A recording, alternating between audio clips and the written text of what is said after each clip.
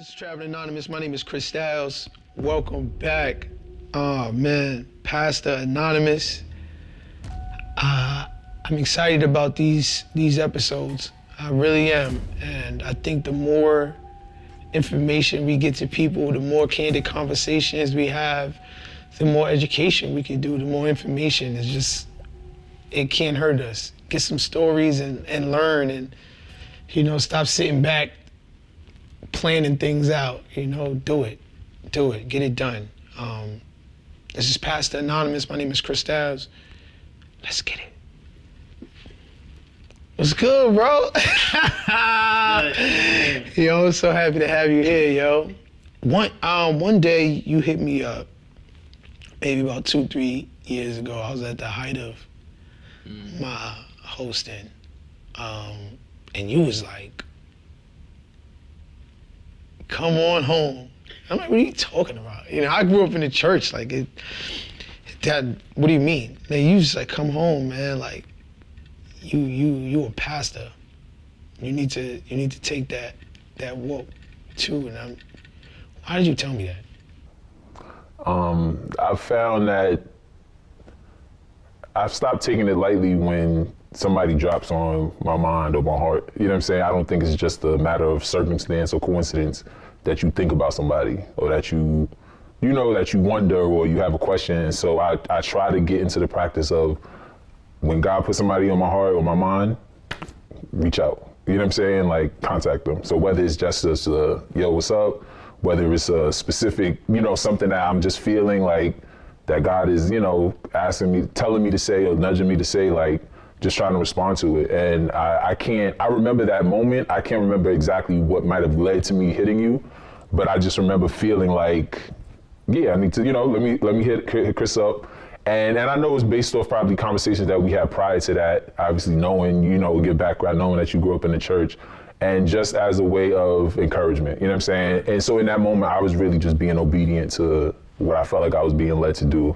And you don't even know your impact. You saying it because you're being obedient, and I'm hearing it, and I'm just like, right. Stop. You know what I mean? Because of the responsibility that it takes to be sort of this leader of man. Mm-hmm. I'm not better than anyone. Mm-hmm. I'm not somebody that somebody should look up to, especially because I know my demons, right? Right. But so with you saying that and knowing that and feeling that, does that mean that you aren't somebody that people look up to? Exactly. And I don't want to be right about it. Of course, I can talk myself into circles, but I'll always end up right back here. Right. You know what I mean? Yeah. When was the moment where you was just like, you know what? I need to stop ignoring this thing. Let's get it. Ministry-wise specifically? Sure. Ministry, it really kind of fell into my lap, so to speak, where it wasn't something that I was chasing, and it wasn't like I saw a job opening for minister, apply here. Never. I don't think anybody in their right mind would probably apply voluntarily for, to be a minister of some sort. And so the opportunity came, a close friend of the family, and I grew up in the church. My parents are pastors, and so, right. And so a friend of the family, randomly, this is I'm out of college. I haven't seen these people in years, you know what I'm saying? Probably since I was a child. And they reach out to my parents and they're like, we want your son to come and minister at our church this Sunday. And so when they told me that, I'm like, why'd they ask for me? You know what I'm saying? Straight up. They don't know what kind of life I'm living right now. Bro, you got all the girls, bro. You was the fly dude, bro. You know what I mean? Before all of this, I know you. I know you, bro. That's arguable, man. Okay. That's arguable. All right. But because of that, like you said, I mean, at the time, I can't say that I was wholeheartedly seeking, chasing, and following God. You know what I'm saying? There were a lot of other things that I was still seeking, chasing, and following after. And so when this came, it was wow, again, why are they asking me this? But I'm given the context of what it is, how can I say no to this? I've said yes to plenty of other things that I shouldn't have been doing, right? This is something that like, this is God calling me to do something. Even no matter how anxious, nervous, inadequate, or unprepared I may feel, if God's asking me to do this, and if I say yes, he got me. How do you leave the life alone? How do you leave the hanging out late, the women? How do you fight those urges, especially after being engulfed in it? Right. It's tough. I mean, and that's why it's called salvation, like saving us, getting delivered from something. Like, we're really like, we're getting pulled. When we come into this relationship with God, like, we are now in the position where we can get pulled out of certain things and situations and places and spaces that we're in. And I mean, the power of God, of course, it has the ability to completely pull you out, but it's not something that you do and then you're done. It's something that you constantly work towards. Like, you're constantly trying to honor this relationship by not being here, trying to honor this relationship by not doing this. I gotta honor this relationship by not saying this. Like, it's constant. We never reach a pinnacle where it's like, I'm good. You know what I'm saying? I've reached my spiritual peak. Like, it doesn't end. And I would challenge you, even just in the midst of our conversation, if we could substitute the word religion for relationship, it'll make a lot of other things practical that we speak about. Because when we speak about relationships, we know a relationship you're never done, right? Working at a relationship, like, it's hard. Imagine if you're in your relationship and you just go through the same routine every day. You wake up, you text, WYD, they respond, After a while, it loses its luster, it loses its significance, it loses its meaning, and so this relationship with God is something that we're constantly trying to invest in, nurture, develop. What was the scariest part of marriage for you? I know you recently got married. Congratulations. Appreciate that. If that's what comes after. Yeah, and the thought for me, what was, I guess, daunting, like intimidating, was the thought of forever, right? And not just because I know every time we speak about marriage, like, first thing people are thinking of is infidelity and money, and of course those are reasons why marriages don't work, but there are a long list of other reasons why marriages also don't work. You know what I'm saying? Just different crises that comes in life, loss, grief, can be things that can separate people. And so for me, the idea of like that forever, but I don't know what's gonna happen a minute from now, let alone a week from now, a month from now, if I a go year into from it now. thinking about forever, I wouldn't get anywhere. It's hard, you know what I'm saying? And so like that, and then also seeing other people's experiences where things don't work after, maybe it was first year, then it didn't work. 5 years, it didn't work. 15 years together, it didn't work, they split. You see just in the news, Currys, Del Curry and Sonia Curry, 33 years. Have you ever cheated? No. And it's because I want to honor this relationship. Thought about it? Temptation is always there. You know what I'm saying? Like, that's not something we can ever escape either. Like, you're always going to be tempted, but the relationship and to parallel it again with my relationship with God, where there's a difference between just being in a relationship with somebody, but also letting this relationship like be Lord and govern my life, And so a lot of us, we have knowledge or some type of relationship with God, but he's not the Lord over our lives. We don't live our lives according to that relationship, And so because I'm in this marriage, because that's my wife, there's no day that goes by that if I'm not in her presence, I have to make decisions based out of our relationship. From the simplest things based of what I'm about to eat. I have to check if she ate. Where I'm about to go, I got to text her, just let her know, see where she's at. You know what I'm saying? Like, and so now my life is starting to be governed by this relationship, and not in a controlling way. No. In a way I want to respect it and honor it. It's a relationship. Right. And I don't ask you that to be an asshole, but Yeah. more so because you're who people look up to. You're sort of like the image, how we should live out. You're the example. Mm-hmm. That's how we look at like pastors. That's how we look at, sort of these leaders of man, to sort of be like this example. Mm-hmm.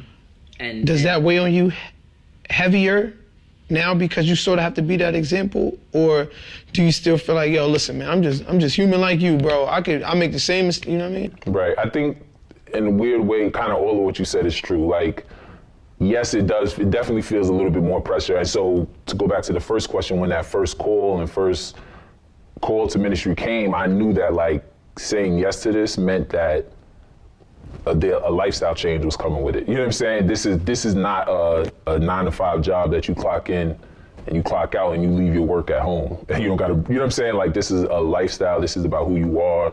This is, again, that developing this now relationship with God. Like, this is not just something I can do on Sunday and then Monday I'm still here, Tuesday I'm still here. Like, it's gonna be a real life-changing call, you know what I'm saying, and journey.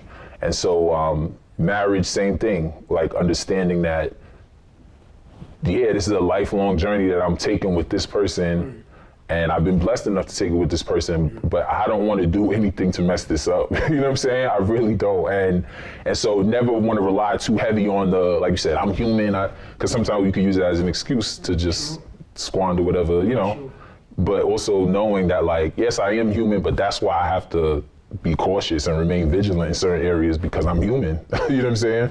What about a time where you thought maybe this ain't for me? I tried it. I know it looked dope. You know, I know my parents and all that. Like, I get it. It was cool. I gave it a try, God. I gave it a try, Mom, Dad. Bro, this ain't for me. Mm-hmm. Tell me about that time. If I could think of one time in particular, I mean, I think overall it's such a giving kind of position where you're constantly giving, and not just physical ways, you know what I'm saying, but giving of time, of counsel, of, you know, whatever it is that you're giving. And sometimes it can feel like it's not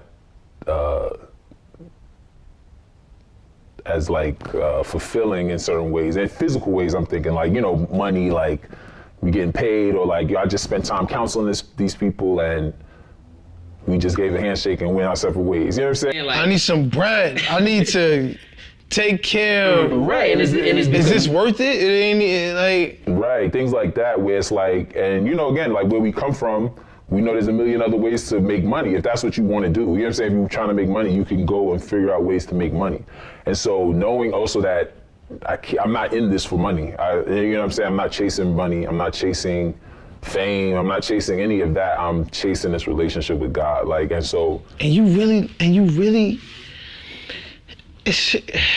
really follow that.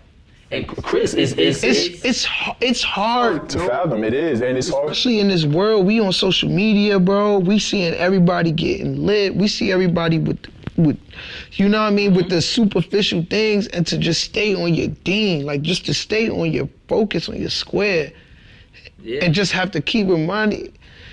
It's tough. It don't sound fun. Right. And this is what. Mm-hmm. No, I appreciate you keeping it a bug. It don't sound fun, and so we were speaking about specifically those things, those moments of feeling like it's not fulfilling, but obviously there's plenty of testimonies. You know what I'm saying? Like, there's so many experiences I can think of how God provided for me, or how, you know what I'm saying, because of my relationship with God, things happened and things were put in place. I mean,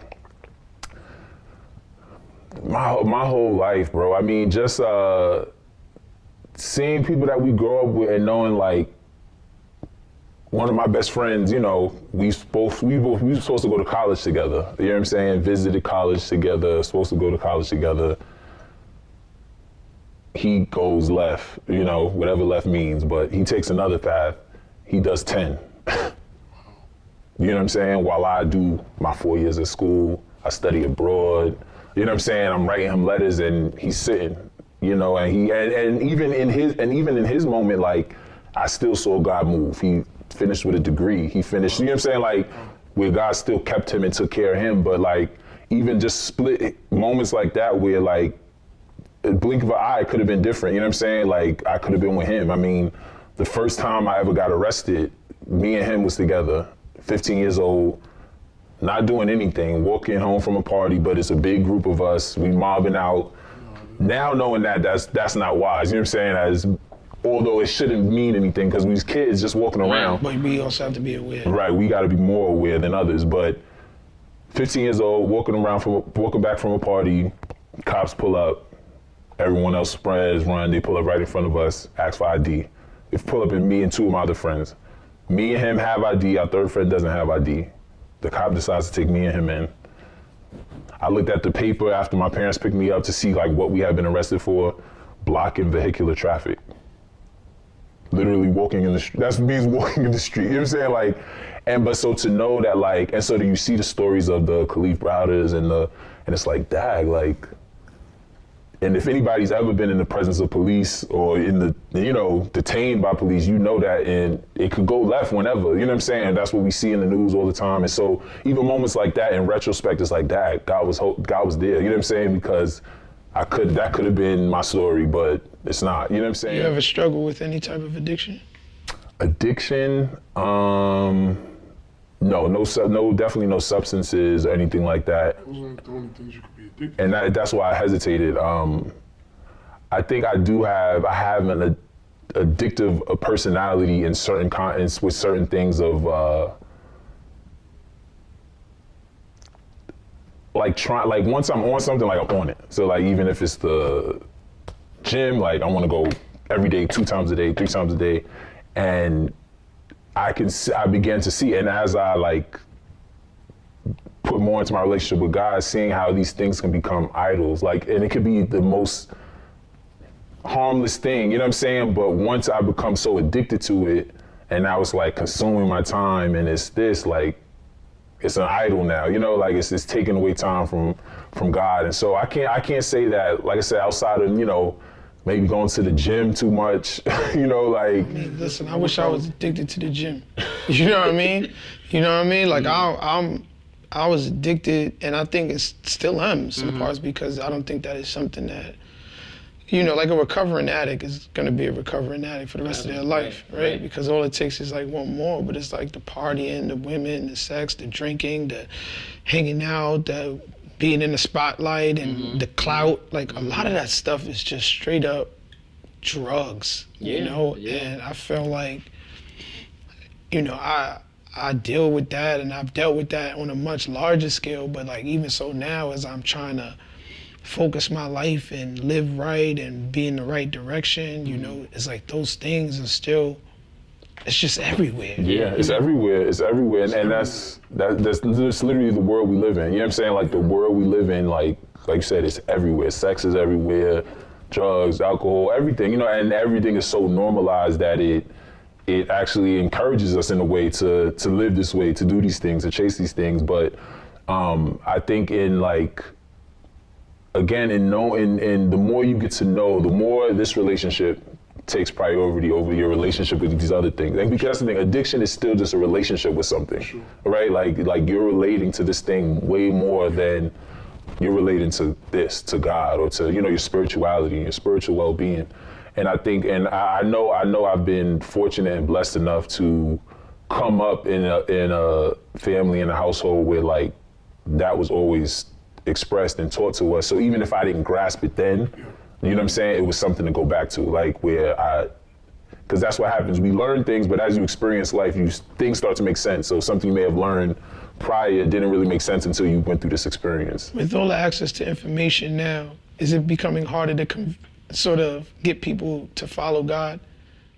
I don't want this to sound the wrong way, but like my concern, not my concern, but I don't see my job as getting people to follow God.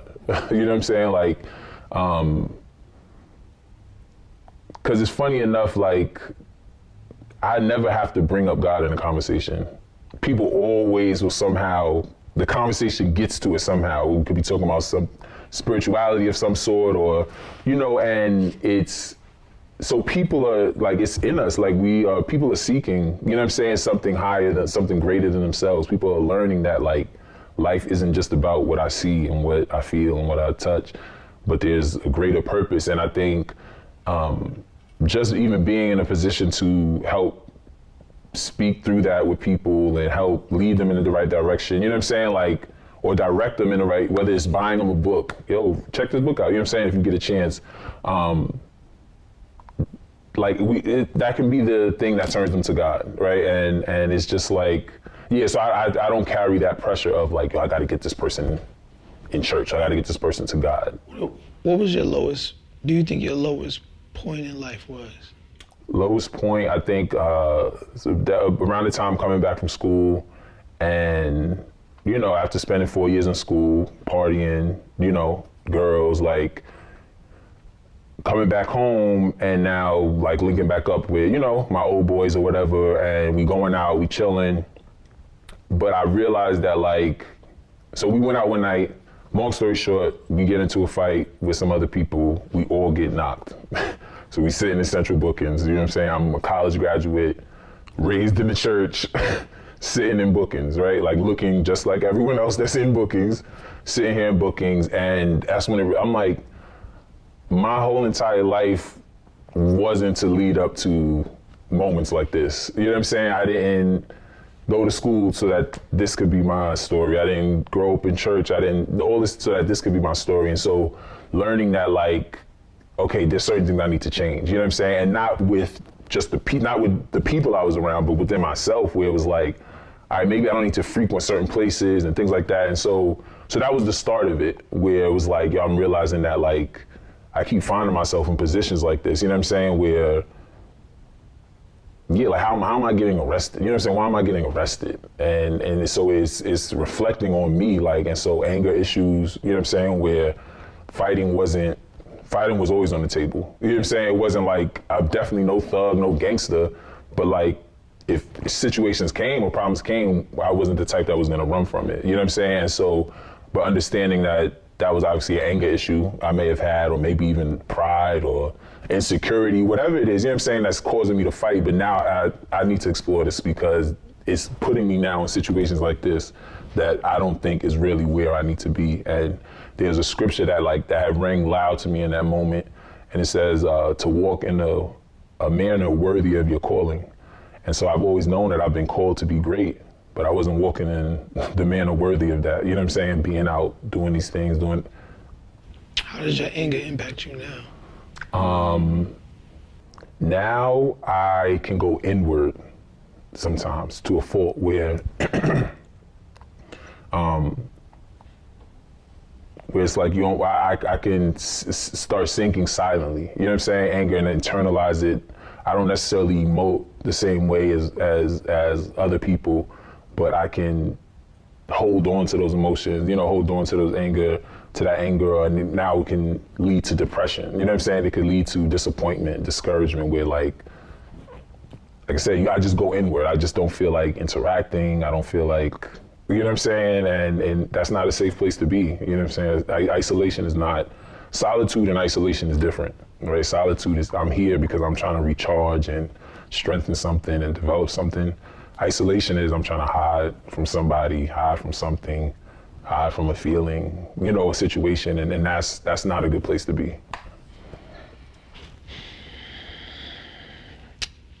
Is it sort of difficult not to take home some of these people's stories, and when you're ministering to people, like you're doing the one-on-ones and you're actually, you know, how are you able to not bring that sort of home to your family? Sometimes I realize, sometimes I'll be around other couples and I'll see their energy sort of transfer over to us. And I'm like, why are we even arguing? Like, we're not even upset at each other. Like, where's this even coming from? Like, this is not us. Right, like, right. This is the environment we were in. Right. And it's, I think that's one of the hardest parts of it, is that, cause yeah, it's like, how can you not, like, you know, spend time here with these people that are going through, it's like fellowship with people in such a way, and then like, once you leave their presence, you just leave, they're not even on your mind anymore. It's not like that, you know what I'm saying? Like, people are still gonna be on your heart, people are still gonna be, and that's why through the practices, you know, of prayer and like praying for people and having healthy conversation around it. And so that's why one of the reasons why I'm so grateful for my wife, because she's my partner in ministry, where like, you know what I'm saying, we counsel people together, or even if it's a situation where I'm counseling somebody on my own, but I know she's there when I get home, that we can talk through things, you know what I'm saying? We can process certain things, and then we can pray about certain things, and then move forward, you know? And so it is hard, where it can weigh very heavy on you. But I think it's always, again, the constant reminder of that, like, this is not my work, it's God's work. This is not my work, it's God's work. Like, I'm not sitting down with anybody because they think I'm gonna solve their problems. And I'm not sitting down with anybody because I know that I can solve their problems, because I know I can't. You know what I'm saying? Like, I don't have that power, that ability. And so constantly relieving yourself of that pressure and that, like, feeling like you have that responsibility, and even, like I say, even that power. It's even a prideful thing to think or feel, because I don't have that power. I don't have that kind of power. Like, y'all not getting saved because you're believing in me. You know what I'm saying? Y'all getting saved for believing in what God can do. Like, and so constantly wanting to redirect that attention to God. You know what I'm saying? Redirect those questions to God, those feelings to God. To, like, I don't want to be the one that's sought after. That's you know. Yeah, it's not about me. You know what I'm saying? It's not about me. Do you have any regrets in your pastoral journey? Any regrets? Yes, I do. There's times that I've quit on certain things that I feel like I did prematurely and I shouldn't have quit. And so school specifically, going back to school, specifically theology school, and quitting. You know what I'm saying? That was something, I always feel like that. What would have happened if I'd have stayed, or, you know, and just being slow to go back to it. But that's definitely a regret.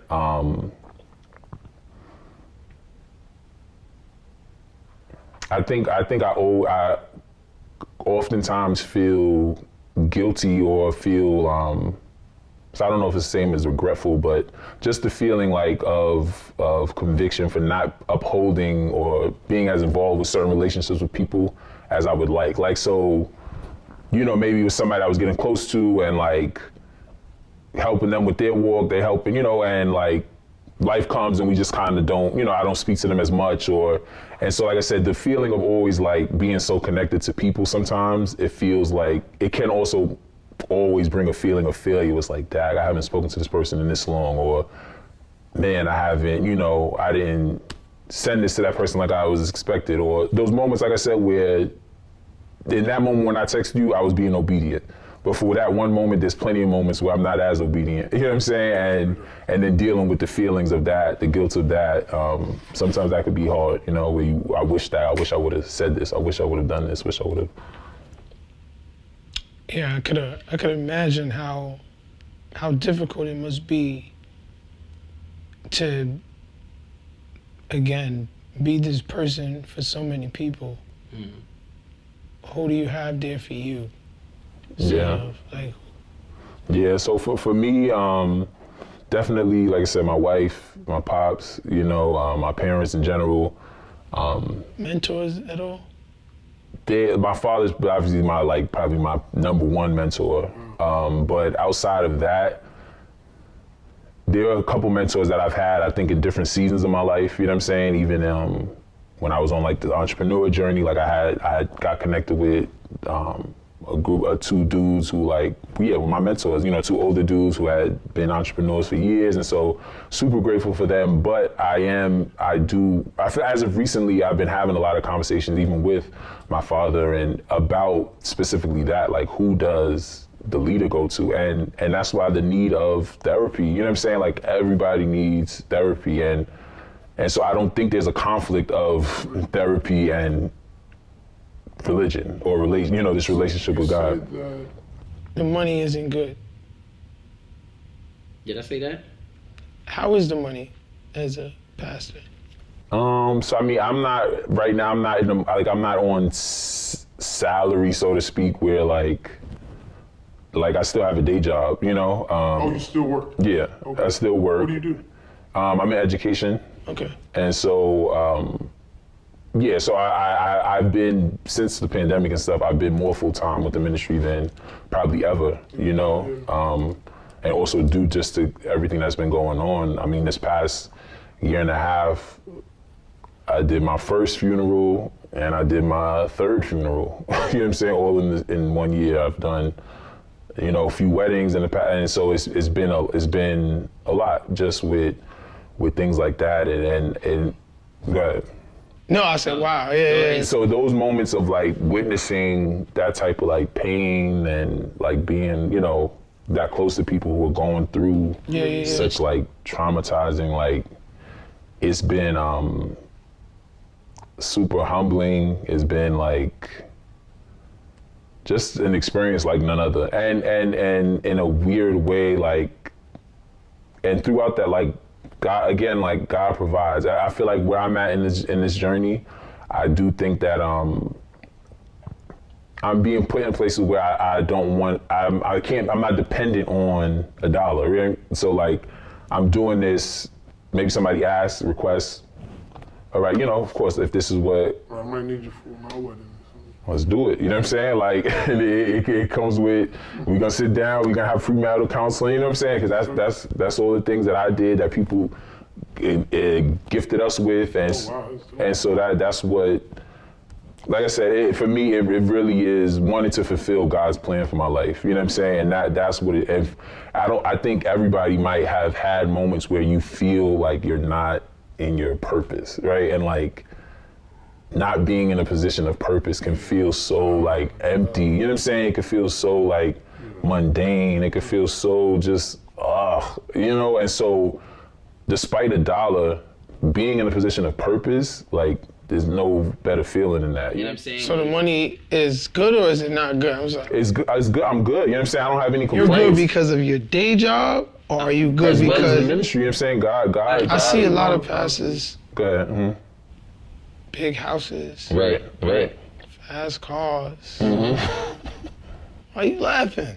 No, God, I see him too. I see him God too. provides. Yeah. I see a lot of pastors that don't look like the people that they're preaching to. Right. So how does that make you feel? I would assume that the money is really good. Right. And then in some, I'm sure in some churches, the money is very good, like you said, because we see those pastors, you know? I feel that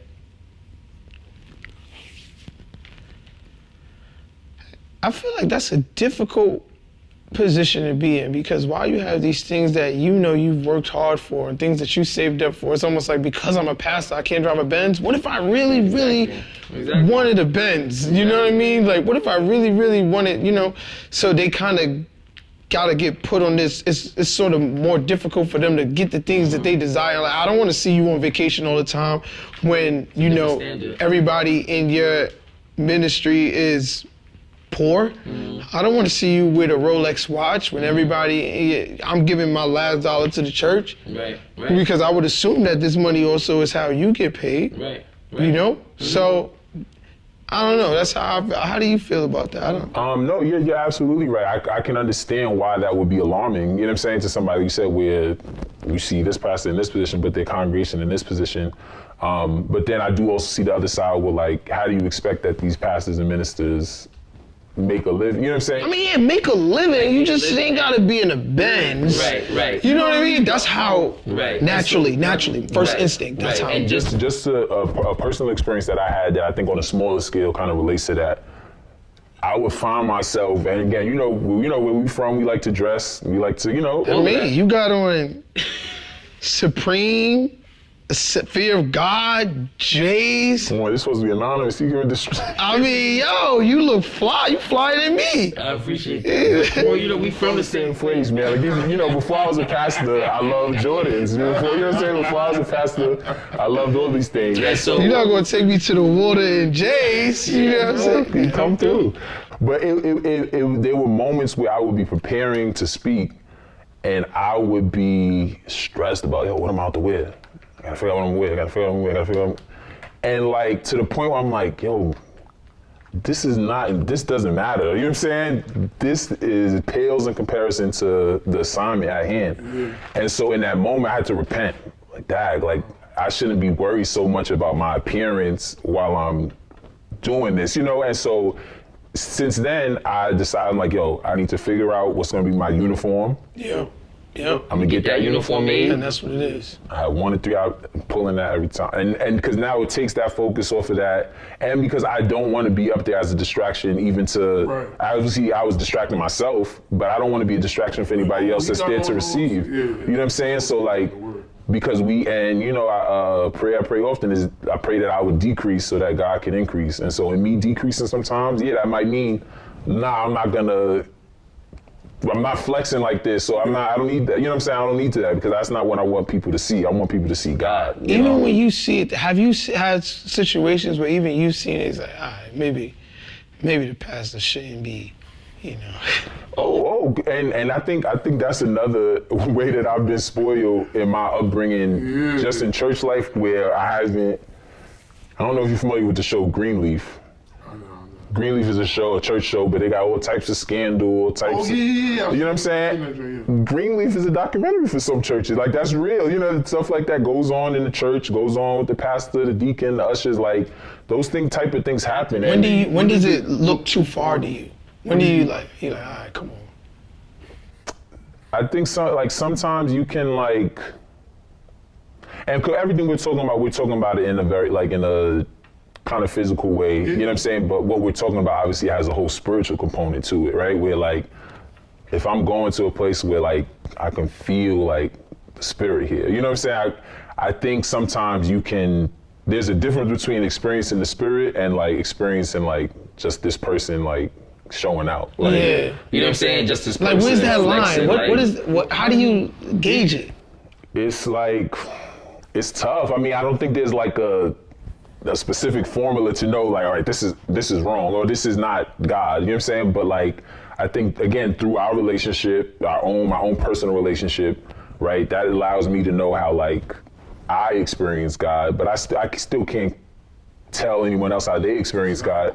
But it's who is being glorified in this moment? Wow. Is God being glorified? Wow. Or is this person's new watch being glorified? Okay. You know what I'm saying? Is God being glorified, or is their three-piece suit being and so constantly I want God to be glorified. You know what I'm saying? Even coming here, dealing with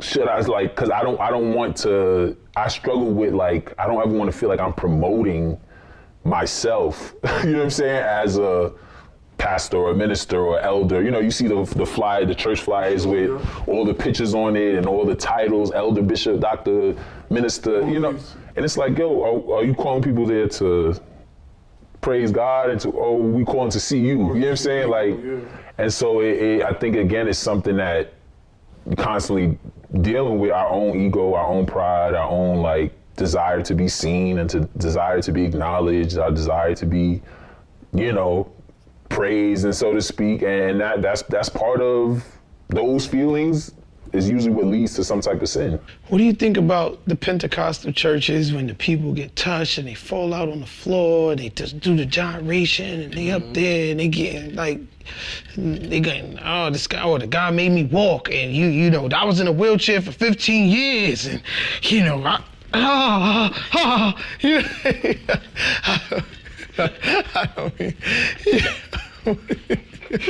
Why you laughing? Why you laugh? No, for real.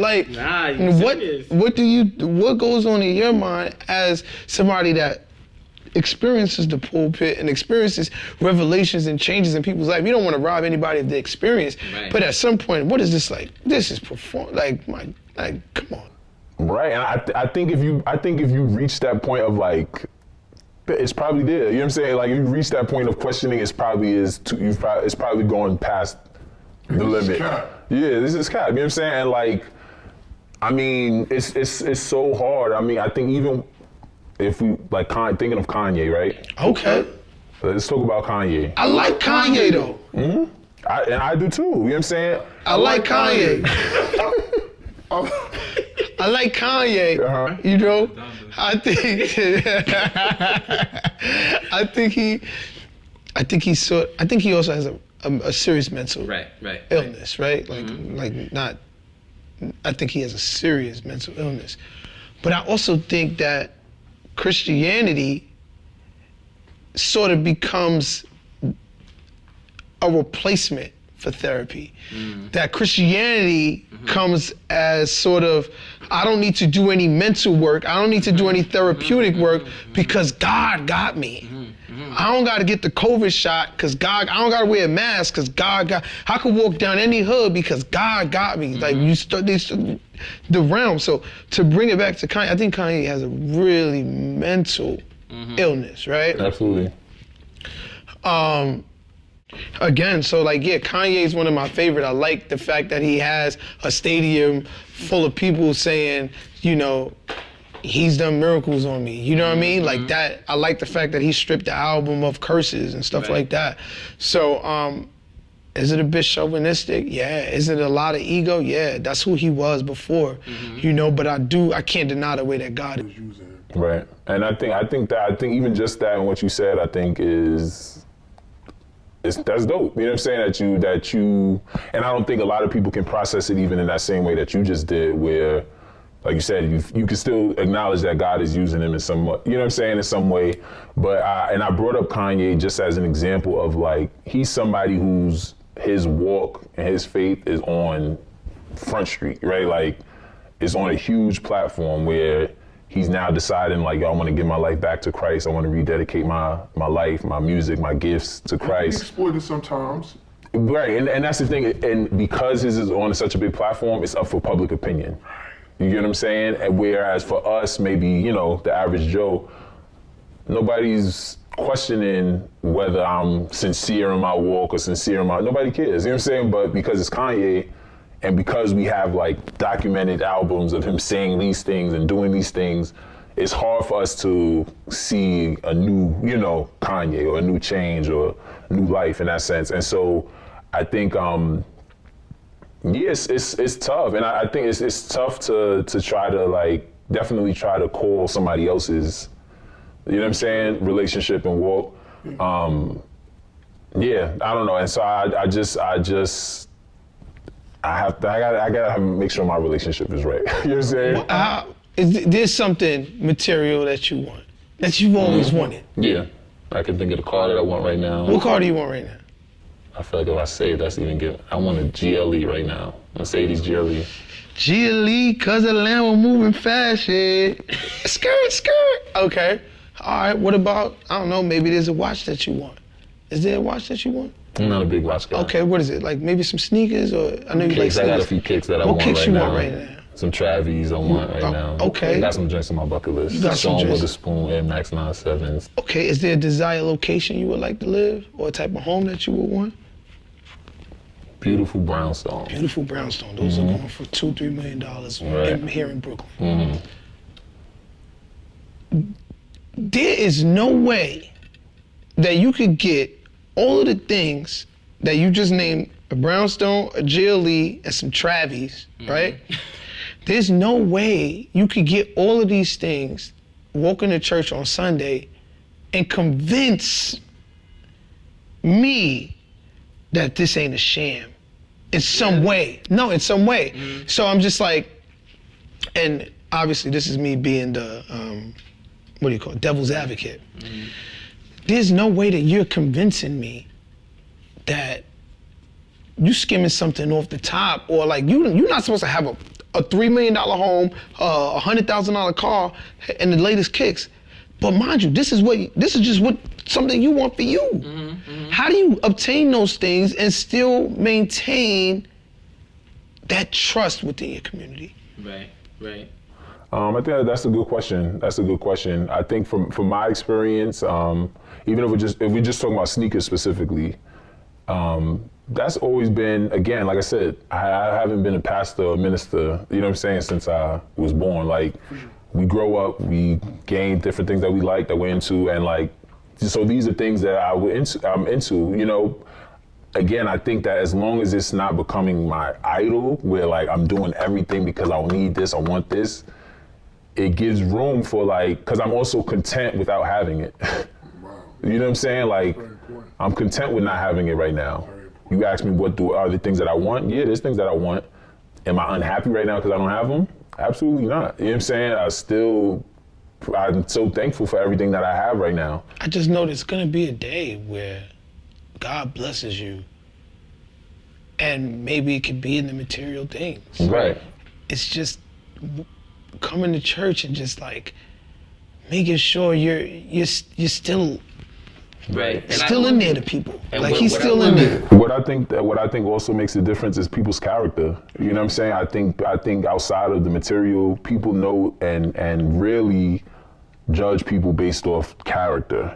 You know, and so if my character is in a place where it causes somebody to think, yo, he got to be skimming something off the top, there may be a character defect with, you know what I'm saying? Where, because why, like, what in me, or what have I said or done, or what have you seen that gives you the impression that I would skim off the top? You know what I'm saying? That I would steal from the church. Like, what is it? You know, and so I would think that's the real root of it, is like, what character flaws or defects are we seeing in this person that make people suspicious in this way? And I do believe that, like, sometimes we're in a rush to get to certain levels, right? Like, God's given us all gifts. We all have gifts. And you know, even in your book, you share your testimony about where your gifts took you, right? Like, and I was reading your book, bro, I'm thinking like, Dag, the fact that you understood your people skills and your way to interact with people as a gift so early was very wise, because that was something I didn't learn until much later. Like, Dag, I guess, because I never saw myself as anybody with a concrete gift. Like, you know what I'm saying? I can't sing, I can't do one craft good. Like, I'm okay at a few different things, but so to hear you say that and to understand, like, this is my gift and this is how, like, my gift it has created these opportunities for me and taken me to this level. But sometimes it's dangerous when we're in such a rush to get to that next level faster than our character can get there. You know what I'm saying? And so our talent can take us certain places that our character cannot keep us. And that's when we see people fall sometimes, because they're so talented, they're so gifted, but maybe there was something that wasn't fully developed yet in their character that would have helped them stay here. You know what I'm saying? Say that. Like, I always look at it like this. While I was in the pinnacle of my success, well, what was the pinnacle at a certain point in my life, that I'm doing all this, I'm doing all that, I was still on my path. I really feel like that. I feel like the good, the bad, the ugly, I was on my path, right? I do feel like I lost myself along the way. You know what I mean? Yeah. So you could take one or two ways. You could do this the right way, or you could do this the wrong way. Right. Your gifts is your gifts, and what's for you is for you. Those things is gonna happen regardless. But it's important that you don't lose yourself. Right, and everyone on every path is at risk of losing themselves. You know what I'm saying? Like, because what you just said, like, and that's scripture. What you just said, the gifts that God has given us are irrefutable. Like, there's no backseas on them. You don't take them back. So, like, your gift is your gift. Now, whether you dedicate and devote your gift to and submit it to God and do God's work or whatever God has planned for you, or you decide to, you know, hit the block and use your gifts in this space, like, and from all your Trappin Anonymous, like, we hear with these people are all gifted, you know what I'm saying? And they just went different directions with their gifts. Like, I chose to use my gift in this way, you know what I'm saying? But it's still a gift nonetheless. And so we're all at risk of, like you said, losing ourselves, because in the midst of our journey, we can have moments of, you know, except pride and ego and things like that, where we forget, like, that this is a God-given gift that I'm being blessed with the opportunity to use and to, you know what I'm saying, and be used.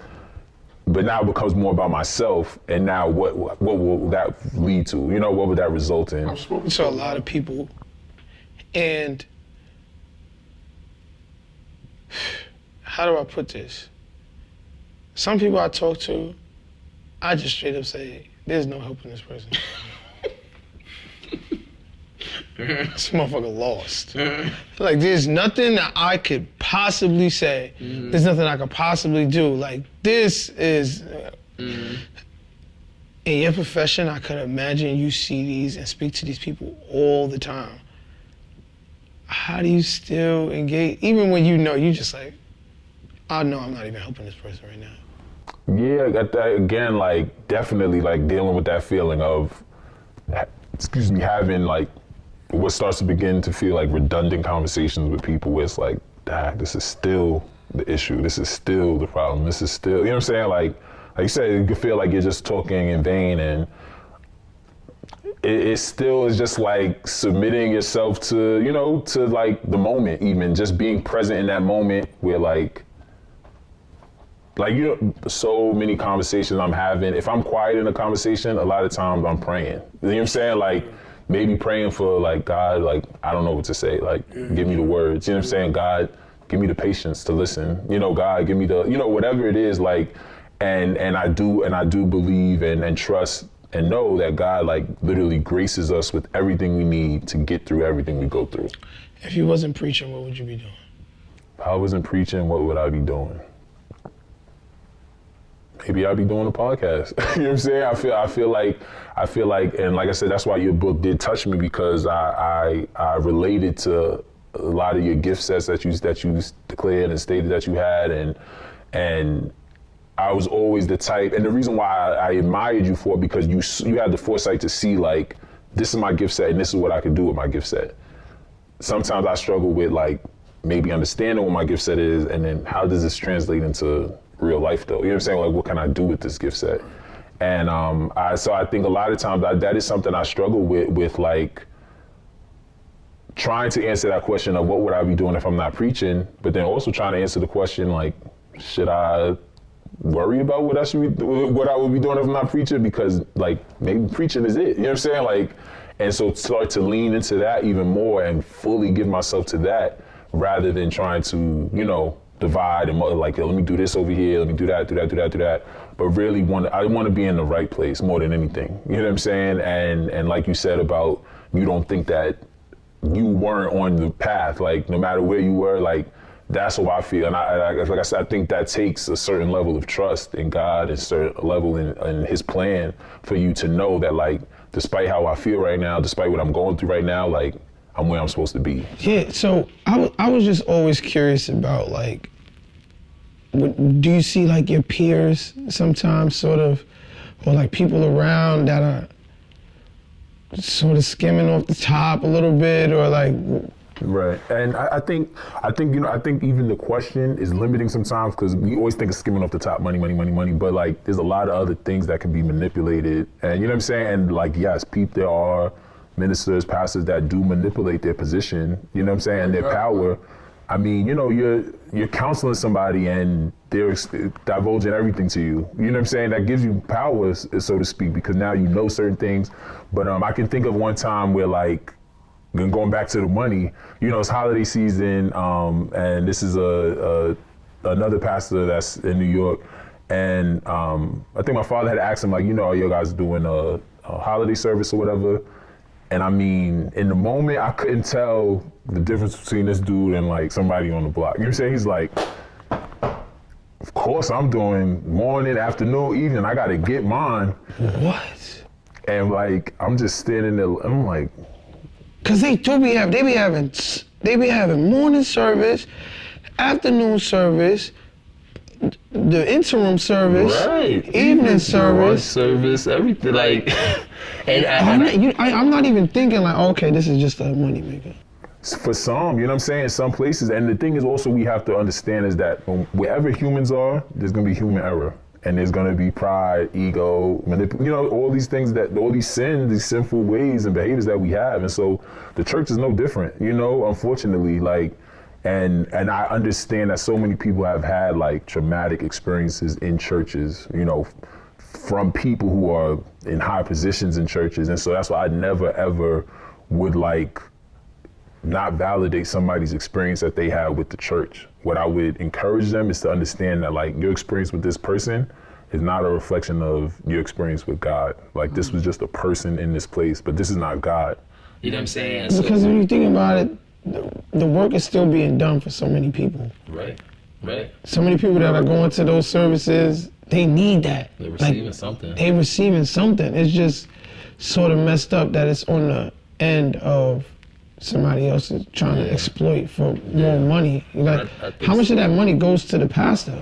And I mean, I can't speak on everyone, all churches' dynamics. You know, I don't know, maybe sometimes maybe the pastor's getting a stipend. I don't know, maybe they are getting salary, whatever. You know, I really... The pastor doesn't dictate who gets paid. A lot of times there's a board, there should be a board of like trustees and elders who are governing this organization as well. Because then the thing is, again, people don't want to recognize the church as a business, but like there is a business aspect to it, you know what I'm saying? So like there are business things that have to be taken care of, rent, like. Right. But y'all don't pay taxes though.